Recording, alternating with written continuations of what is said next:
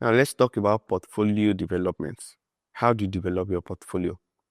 Well, let's start by understanding what a digital marketing portfolio is. It's a structured collection of your work that showcase your skill and results. Why do you need this? Your clients and employers want proof, not just claims of what you've done or what you can do.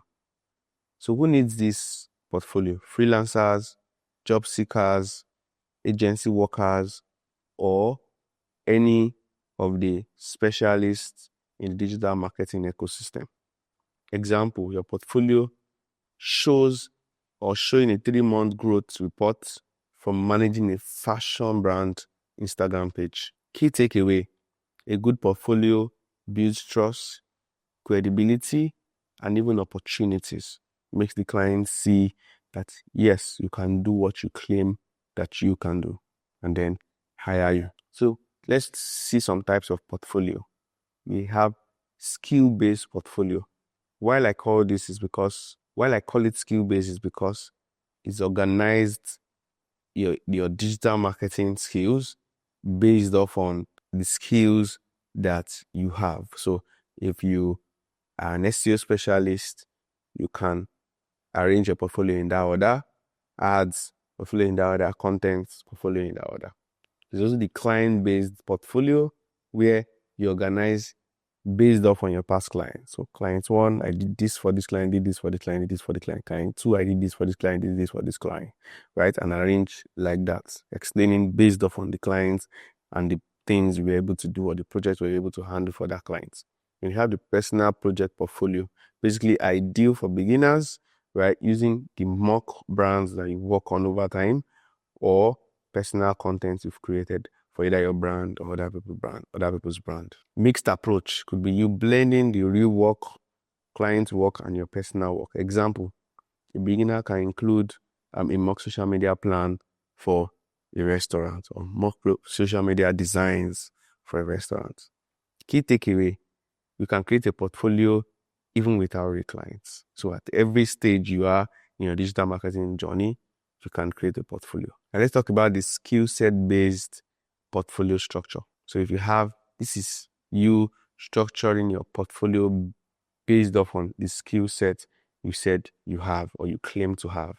In other words, you have a section for, say, your content marketing. So I can do content marketing, you explain, or you share sample posts, captions, calendars, links to content you've created or scripts you've written, and all of those.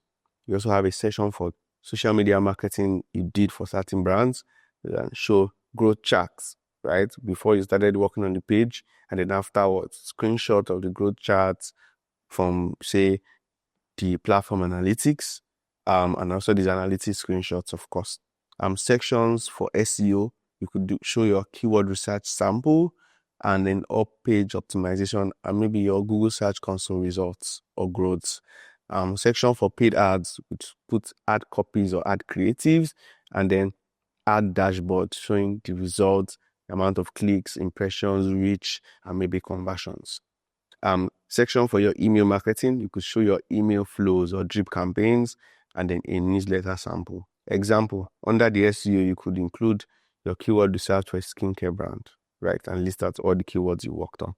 And then skill set portfolio are best for freelancers and job applications. Client-based portfolio, well, for those who don't have clients, right, who maybe can easily or have a good number of clients that they can easily say, oh, I've worked for like 10 clients or 5 clients, right? This is a better angle for you as opposed to the skill set where, say, people who don't have a lot of clients, but they know they have these skills or they've done skills for, they've put these skills into use for different clients, they can stick with the skill based, while you have a lot of client base, can stick to the client based approach, right? So you talk about the client background, who they are, the industry, the size, and then the problem you have coming to help them solve, and then what you did, which includes the strategy and the execution plans or steps, and then the results, that's the numbers with screenshots and testimonials. Or under each of the client as well, you could list out all the skills they then used and then explain all of those, right, with screenshots and proofs, just like we mentioned in the skill set approach or skill-based approach. An example would be client was PageHQ. The problem was brand perceived as only a Jackpot service. Action to the branding and content structuring, right, to explain that the company is more than just that, and the result will be doubled sign up within weeks. Key takeaway: clients care about transformation and results. So you have to show a lot of before and after. Now, portfolio for beginners with no clients. You can use personal projects that build portfolios from self-created concepts. So you could create a business. That's why it's mock clients. You could create a business and create strategies or create content for them, do keyword research for them, create social media flyers and creative for them, add creatives for them, and all of those, right? Create mock brands, that's fictional business for practice. We design existing brands. You could also look for existing brands and redesign them, right? Redesign their flyers, content, and a lot of those other things, email sequence, and then take screenshots or pictures of them. Take online challenges, 30-day content challenge, SEO challenge, etc. Show learning projects, school assignments, LMS activities, and so on. Example would be a mock project for saying study abroad agent 30-day content plan. That's a content calendar example. Key takeaway: you don't need clients to prove your ability. You can create your own opportunities. Now, essential element of a strong portfolio: clear introduction. It has to be a brief bio of you, your expertise, and the tools you use. Your service: what do you offer professionally? You have to make that clear as well. Work samples, visual or written, and good to add analytics and case studies, right? That's where this client approach comes in. Results and numbers. Metrics show competence. So always add results, add numbers. You move the business from 0 to over 200% increase, so 0 to 200, right? Client reviews or personal statements also help. So here reviews from the client. So after you drop all of the things you did for client, you can say, and the client had this to say. Then you show a screenshot of either the message from the client to you or you write it out. Example: we grew the business from plus up to 45% increase in engagement within 60 days, included in your case study. So key takeaway: a portfolio must be easy to navigate and visually appealing. Tools to create a portfolio includes Canva, that's easy portfolio templates. You can find templates there and edit. Google Sites also has some free, clean, simple website that you could convert to your portfolio. Notion has a modern layout and their work collections. Behance is great for content creators and designers. And then we have Wix and WordPress for more professional websites. Example: in Notion portfolio, showcasing your SEO and social media marketing projects. Key takeaway: choose a platform you can update easily and regularly. Showcasing content marketing work. These are some of the things you should have in mind when you are showcasing your content marketing work. Include 3 to 5 sample posts, carousel, reels scripts, or your video scripts, and then your caption. Add your content strategy, pillars, tone, messaging, or content types. Highlight your process: research, draft, design, and then the posting. And then provide analytics to reach the saves, the engagement, right? So they want to say something like, oh, I've created content that have reached over 50 million people. And there should be a screenshot of that particular content. Example: a carousel post that reached 12,000 people organically, right? Key takeaway include content marketing portfolio must showcase creativity and strategy. Showcasing social media marketing or management work. Screenshots of dashboards showing impression, engagement, followers, and then your before and after visuals, how you have improved the brand outlook or brand's page, and then content calendar showing your planning ability, right? Strategy briefs explaining your approach for each client. Example: grew this page from 1,000 to 6,000 real followers in 3 months. Social media marketing portfolios must highlight growth, consistency, and systems. Now, showcasing SEO work. Key Word research samples. So you have to list out your best keywords and show the search volume and maybe the keyword difficulty and why you chose them. On-page optimization. Before and after of, see, your title tag, your meta descriptions, your H1 text, your links, right? Your image alt text, and so on and so forth.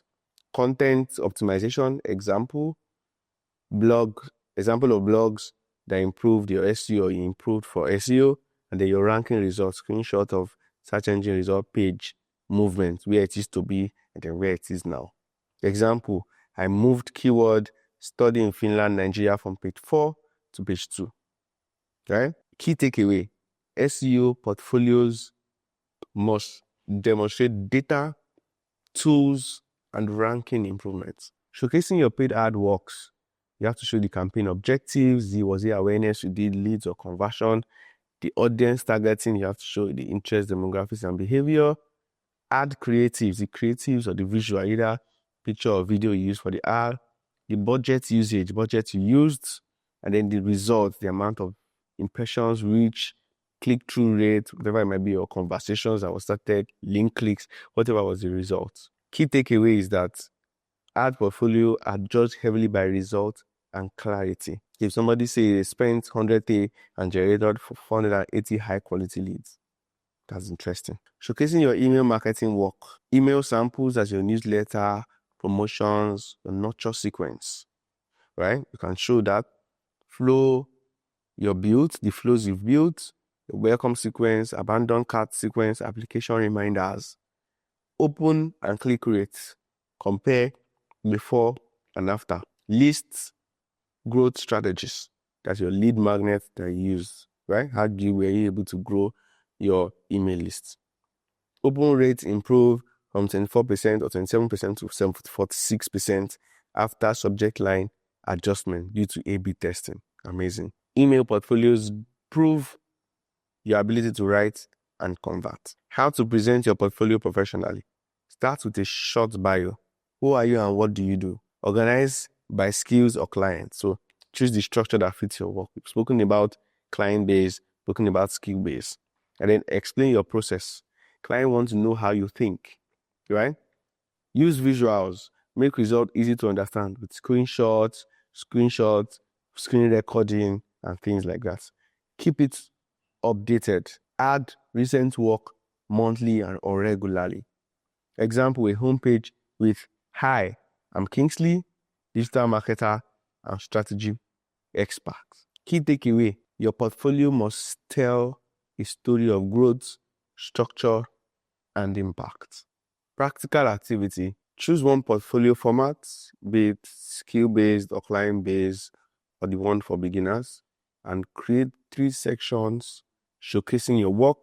Add at least one reel or mock case study, and then build your portfolio using either Canva, Google Sites, or Notion. It's important that you build a portfolio because your portfolio is your digital identity and you should build it intentionally. This will be evaluated based off on clarity, creativity, structure, quality of examples. The portfolio is the number one factor that determines your freelance success and even you getting hired as a digital marketer. Wish you all the best.